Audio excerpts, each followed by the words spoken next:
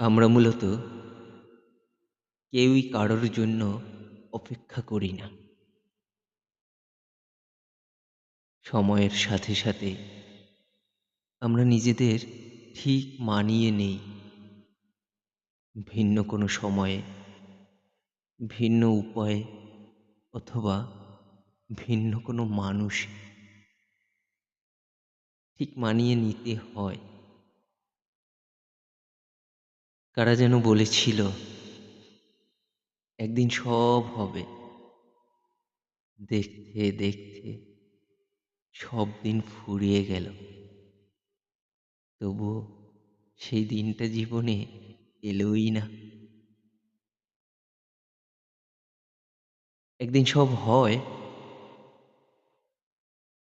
না, হয় না। মানুষেরই জীবনে সুদিন বলতে কিছু নেই। আজ আপনার সাথে যা ঘটেছে তা যদি আপনি আপনার সাথে মানিয়ে নিতে পারেন, তবেই আজকের দিনটা আপনার কাছে সুদিন হয়ে ধরা দিবে।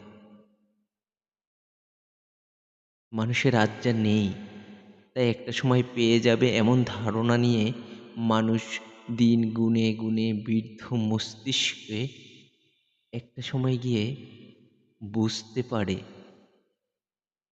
সেই শূন্যতা তার এখনো আছে। আসলে কিছুই পাওয়া হয়ে ওঠেনি। এই অপ্রাপ্তিটা জীবনের শেষ অবধি থেকে যায়।